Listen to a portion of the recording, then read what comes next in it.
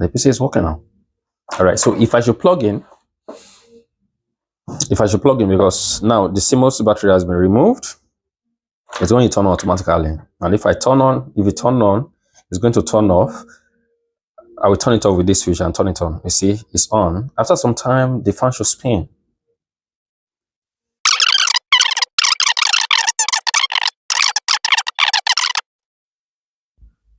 All right, see, the fan has spin, and it's not spinning at top speed. Okay, so as it is, if I press the power button, it should go off just once. You see, it has gone off just once. If I press again, it should turn on. You see, it has turned on. All right, so yeah, before me is a motherboard for EliteBook 820G3. Why this PC is 820G3? This, how I fix this PC, you can use the same method to fix any type of PC. So what happened was that this PC will turn on sometimes it will not turn on, and sometimes it will be shaking. I knew that the problem will definitely come from the power switch area, because if a PC turns on and it works, it will turn back off, misbehaving in such a way. So it has something to do with the power, right? The power switch. And here is the power switch. So I checked, the power switch is in shape, right? It's perfect. The voltage line does not link to the ground, right? So it is working. But checking the voltage that comes to the power switch, I noticed that the voltage that should be high, it is low. So thereby telling the EC, and here is the EC, that actually it is activated, right? So the voltage was about 1.1, sometimes to go to 0.9, which is not okay. I trace all this back to this because there's this N channel, N channel first here, that is here. Good. There's N channel first here, that is here, that it's connected, part of it. Let me use this.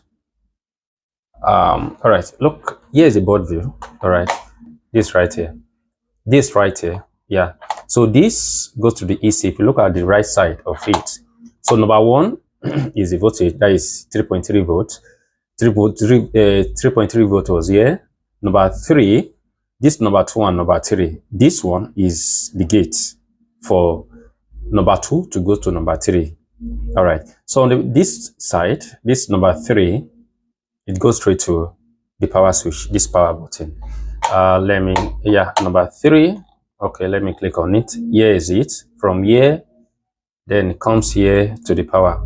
And here is the power. This is the power. You see, SW, that is switch. All right. So the switch, 1.1, sometimes 0.9, yeah, that will get to here. So which is basically it's telling the EC that the power button is activated, it's pressed down. So that's why the PC misbehave. Okay. So this number two, all right. No, this number three, number two here, or this number one rather, is the gate, right? So this place is perfect. Why display 1.1 volt comes in, and then I trace this. All right. So this comes from the EC area. Okay, this is the EC, right? U300, and here is the resistor. And clicking on here, you see that it goes straight to the EC. And if you check, it is power button. Yeah, that is power button. This is how power button operates. When you press the power button, set the signal to the EC. That is, when you press power button, it's going to bridge the positive and the negative, thereby telling the EC that, come on boy, turn on the PC. All right. But now, as the reading is really low. Instead of the reading should be above 3 volts, it's giving 1.1, sometimes 0.9. Thereby, sometimes the EC will be confused. Which one should I do? And sometimes it's going to turn on. Sometimes it will not even respond at all. All right. Because of the kind of signal that goes straight to the EC. So here is it. Okay, you see this that comes straight from this right here. Yeah, that is number two of this right here, right? So after I remove this, I notice that the same 1.1 volt comes here.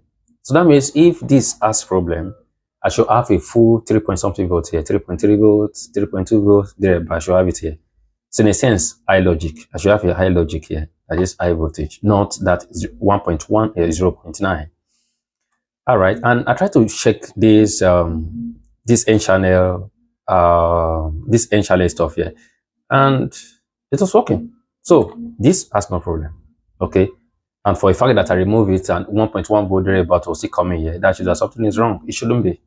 Okay, then let's go back to the EC area.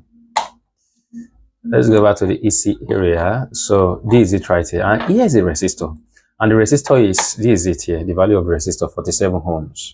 Yeah, this 47 ohms, and the resistor is perfect, right? That is R100. 47 ohms is perfect. So after I remove, when I remove this resistor, I have here 3.3 volts. So that shows that the problem is not that the problem comes from the EC, right? Not that it's the EC that is misbehaving, because if it is the EC that is misbehaving, right, I should have that same 1.1 volt here. So that tells me that the problem comes from, is in this area and in. Okay, and I try to check the circuit. Here, there's no connection here. Okay, here there's no connection here, and this is it right here on the motherboard. Here, there's nothing here. And the other side, I went this way to the other end, nothing. It is to this. It is to this right here. All right, it is that area. And what is connected to that area to drive the that signal low, because it shouldn't be low. It's that signal that goes straight to the switch. Yeah, and here there's nothing here, and there's nothing here too. This one too, there's no rest. This R125 and R4888 has nothing here. So what is driving this thing low? So I'm kind of confused. And I check the resistance of that line. The resistance, it reached mega ohm. So the resistance was so much. Okay, so how would I solve this problem? Okay, so this is what I did. I removed this resistor. I remove it from this line because obviously there's something wrong with this line. I remove from this line, I take it up and I join it to this, because all these three, they are joined together. So I join it to this resistor. Then I now create a jumper. Yeah, I created another line, attach it to the, since this, I flip this and touch here. So that means the R100 does not touch this line again. All right, this line does not touch it. Okay, that is the default line from the manufacturer. All right, so I created another line, another channel for this R100. So this number 2, this 1 or 2, the resistor is not polar, so it doesn't matter which one. Okay, so I attach to here. All right, and the other hand, I attach a cable, yeah, a wire, okay, jumper wire, I attach to it, and then straight up to this right here. All right, this leg number 2. But there's this leg number 2, there's a problem with that line. So I created an insulator here. So this number 2, I made it to be floating. Then this and this make connection because this line has no problem. The line that has problem is this number 2. So I applied an insulator here. Okay. Then the cable that I attached to the other end of that resistor, I attach it to here, and that fixed the problem. So now, instead of having 1.1 volt, 0.9 volt, I have my 3-point-something volt here.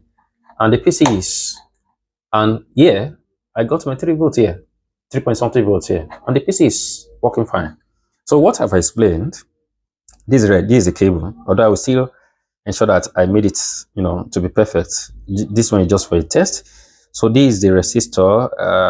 Okay, this is it. Can you see the cable? Here's the resistor. All right. Can you see? Here's the resistor. This one here, and this R100 here. You see the middle here? There's nothing in the middle again.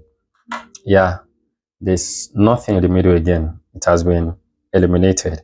And the other end of the cable comes down to here. You see this? What color is this? Is this yellow? Yeah, that insulator. I use this heat tape. That was what I use, so that number 2 leg will not touch that line. So that is that yellow thing there. The PC is working now. All right, so if I should plug in, because now the CMOS battery has been removed, it's going to turn on automatically. And if it turn on, it's going to turn off. I will turn it off with this switch and turn it on. You see, it's on. After some time, the fan should spin. And before as I plug in, sometimes this thing will be shaking, sometimes it will not even show at all because the signal that goes to the AC is telling it to turn on. But what EC understands is that you just press it once and leave it. Okay, you not press and hold. Once you press and hold, DC is getting another signal, another another command. Okay, and the command is simply it should stay off. So after some time, the PC has actually turned on. All right, it has actually turned on. Right, the CPU is warm. Okay, the CPU, this is the CPU. All right, this area, so it's warming up. After some time, I'm waiting for this thing to spin.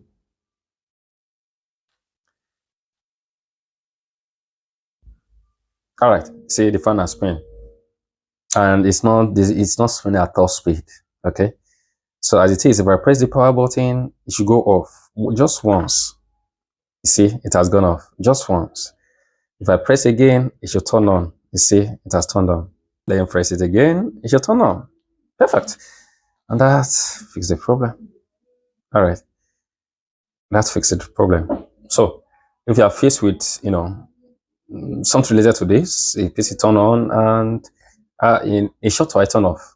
Yeah, it shouldn't be. It should remain on. So if it turn on and turn off, uh, something is definitely wrong with switch area. It's not necessarily that the switch itself has problem, but sometimes, yeah, if you check the resistance between the ground and the voltage line, and there is a kind of activity there. No, there shouldn't be activity. You shouldn't get maybe like 0.1 ohm or 0.9 ohms or something. No, you shouldn't get it. Once you get it, that means there's a problem there and it needs to be fixed. All right, so this is 820G3 fixed. Remember, this is not only for HP, it's meant for whole PC because the same principle applies. Okay, the same principle applies. And additionally, like as shown here through the motherboard, through the board view. Yeah, this is the board view for this PC 20G3. It was not, the line was not attached to a voltage divider because if there's a voltage divider, that will explain why, it goes low. But nothing from that 100 resistor is attached to that line, to this line. All right, that's number 2. So it has no reason for it to just go low. No, it has no reason whatsoever. So there's something wrong with this line. So I just abandon the line and create my own line for it. That fixes the problem. Yeah.